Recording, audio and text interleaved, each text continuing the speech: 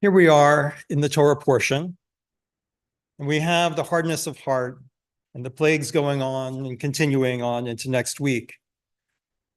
And we know there are probably those who are feeling the words of Torah coming up through their hearts and thinking, why do the plagues have to continue? When enough is enough, it is time to stop. It is hardness of heart that tells us it's not time to stop and we must go on. Sometimes enough of the plagues upon our enemies are enough.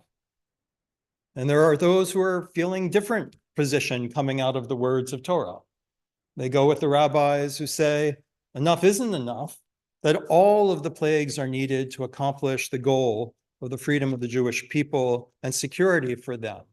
And if we stop short of that goal, we stop short of the end thinking that after the third plague, after the fifth plague, after the seventh plague, Pharaoh gets the message and talks between us will likely continue in a way that will produce a positive result. So I'm kind of left, and last time I spoke about what's going, the conversation in Israel being around hostages, and I said the conversation in America is about ceasefire, and I wanted to bring Israel in. But today I'm going to talk a little bit about ceasefire because that's the conversation that comes out of these words. Is it enough and it's time to have ceasefire? Or is ceasefire something to be opposed because we have to get to the end of the plagues to actually finally produce a different result for our people, produce the security in the land Yehezkel calls us to? So in this conversation about ceasefire, who gets to speak for us? Who speaks for the Jewish people on this matter? This year, the part of the parasha, part of this section of Torah, I cannot avert my gaze from, is the part where Moshe refuses to speak for the Israelites. Remember that in many ways, no one has ever spoken for our people before. Think about that. Am, the letter spelling the word for the nation of Israel, Am Yisrael, have not appeared before Shemot. Those letters, as I did with Sfatayim and Shvatim, they have different letters. One has a tet, one has a tav, but that these incredible puns, Moses doesn't want to speak about, as we find in the parasha right in on page 357 at the top, he doesn't want to use the Sfatayim to talk about the Shvatim Gedolim. He doesn't want to talk about the plagues, the chastisements, the attacks, using his lips. Doesn't want to be a spokesman for that. But another pun is we now have Am Yisrael, the nation of Israel. Now we've had the letters Ayin Mem all through Genesis, but there, what did it mean? With. Frequently, the word was used to mean you were with God. You know, Abraham, Yitzchak, Yaakov, and Rivka, they are imo. They are with him. They are with God, and im, they are with each other. Now we get the same letters, but now being with each other and being with the God, suddenly we're an am, we're a nation. And who's the first one to call us a nation? It's Pharaoh last week, when Pharaoh says, we, the Am of Mitzrayim, we need to act shrewdly and wisely to get rid of this Am Yisrael, the nation of Israel. So this is the first time we're going to have a spokesperson for the nation of Israel. We've had Goy Gadol. We've had God saying we're going to be a great Goy, a great people, a great kind of nation. We're going to be a Goy Kadosh. We're going to be a holy people. We haven't had this word nation until an anti-Semite says we are. We are called to respond because the anti-Semite defines us. And now we're hesitant. Moshe is hesitant to be a spokesperson for this Am. And I can understand that, right? It says previously, Vayakom Melech Chadosh, a new king arose over Egypt, not know those Moses, Joseph, and he said to his people, look, the Israelite Am are too numerous for us. How many today thought they were part of a Goy Gadol or a Goy Kadosh spiritually? But then through genetic testing and 23andMe or family tree projects, they get to the point where they've identified so far with Bnei Israel. You know what? I've got Jewish heritage. I'm part of Jewish ancestors. This is somehow inside of me and part of my background. And now suddenly, with the attacks on Israel, they realize I'm actually part of an Am Yisrael. They forced me to feel that way. I've had people show up at synagogue who haven't shown up who maybe have never shown up since they were children or never, who say, I feel like now I need to find my place with my Am. And I welcome them. I have people who've been volunteering behind the scenes who say, because of what's happening, I feel the need to give. And they're doing this because an outsider said, you're part.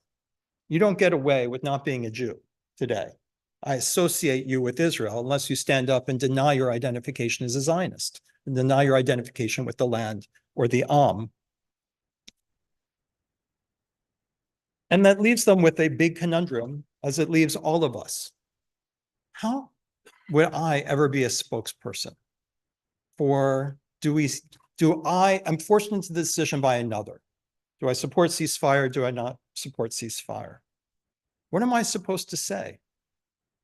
And so I'm really relating to Moshe saying, I don't want to be the spokesperson of the nation.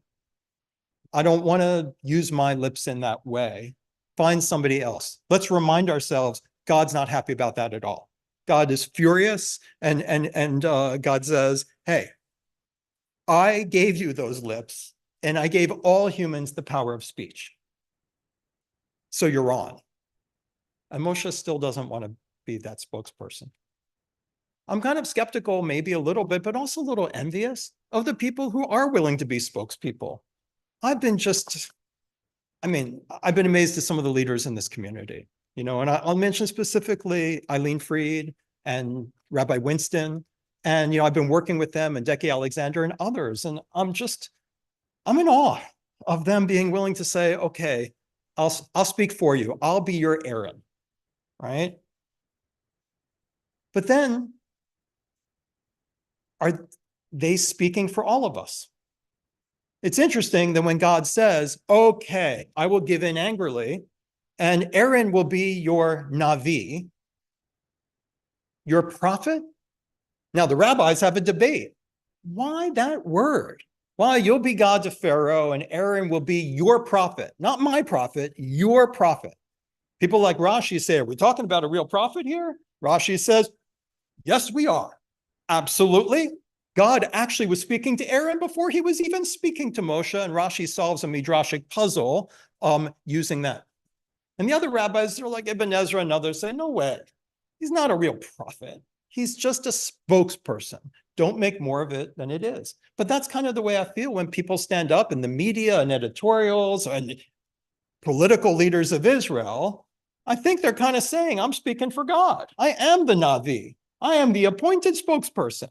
And I'm brought back to the debate of the rabbis. I think you're just a spokesperson. Maybe you're just a spokesperson for some people, but please don't say you're the spokesperson, you're the Navi of God speaking on behalf of the Am. So on some level, we're all put in this position of speak for your people. And, if you're not going to speak because Rav Nadav asked you, speak because there's an anti-Semite with a sign saying, what's your position on this? Are you on the right side of history? I want to hear what you have to say. You make sense of all of this, right? So who will speak and how do we take that? Now, one of the things, and so I want you to notice something. Moshe responds to God's pressure by saying, please, O Lord, I've never been a person of words, either in times past or now that you have spoken to your servant. I am slow of speech. I am kivad peh, kivad lashon, anochi. I am heavy or kavod of peh, and I have kavod of lashon. I have hardness of mouth, and I have hardness of tongue or hardness of speech. Where do we get this word hardness? It's the same word as the hardness of heart that's going on. So we have parallels. The hardness of heart of Pharaoh. The hardness that he's like, I'm going to take this to the end. And if you stop early, and the hardness of speaking about it in the tongue.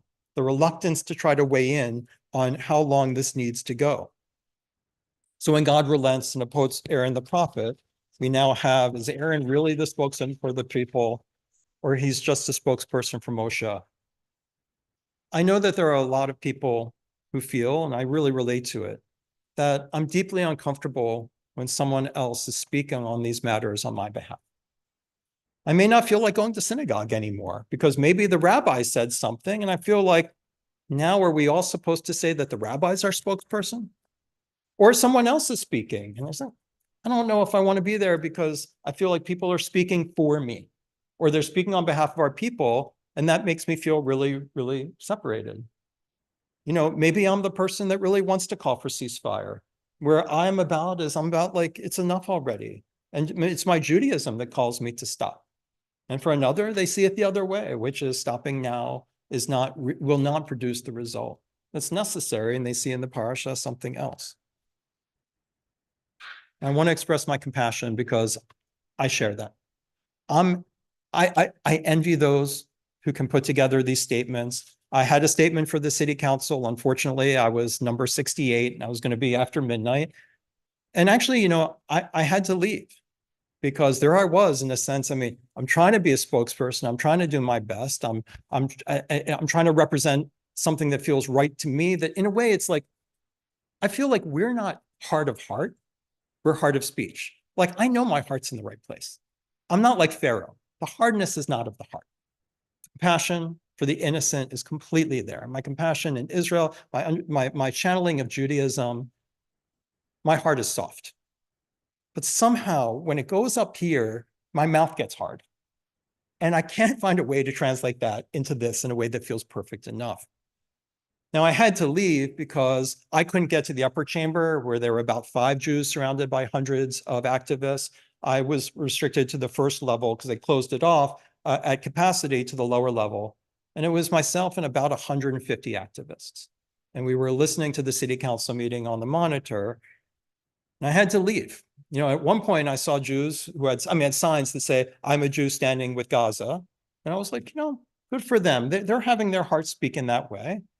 But then with the banging and the shouting, it was like this wild, I don't know. I mean, I don't want to compare it to like a football game. It was like a wild drunken orgy of hate. So when one great speaker from Beth Israel got up, actually got in the lottery to speak, and said beautifully that I feel deeply for the people of Gaza, that they have to have Hamas around their necks, right? People booed, and they're like, we love Hamas. And then he said, I feel terrible for people who are put in a position of having to choose between having a moral compass with people who did these terrible crimes against women. I won't say the words that were used. And at that point, the 150 people around me started laughing. Many of them young women in hijabs, laughing, giggling, guffawing. It was like this group laughter. And so, you know, I texted Eileen and Josh, I'm not going to be speaking till after midnight anyway. I've made my statement and in writing to them, and I need to go home, you know? And so I'm torn. Like sometimes I feel like some of those Jews who are standing with them, I'm wondering what they're thinking, because I know they're coming from a good Jewish place, but I also wonder if they're kind of am I going to be the part of the Jewish people that didn't leave Mitzrayim? Right? Because I hated the plague so much. So this is my only place where all of this has taken me. And I'll end with this. What does Moses end up doing? After Aaron is the spokesperson, whether Aaron deserves it or not, whether Aaron's speaking the perfect words or not, Moses keeps interrupting and speaking for himself. I'll tell you, I don't think anyone talks so much in the Torah except for Moshe. For a guy who was hard of mouth and couldn't speak, but he knew what was right in his heart, that is clear. He's a guy that keeps interrupting Aaron and speaking for himself. I want to honor all Jews, even when they've made us uncomfortable, because they are saying, I'll speak. I'll do the hard work of being a spokesperson. I'll be Aaron.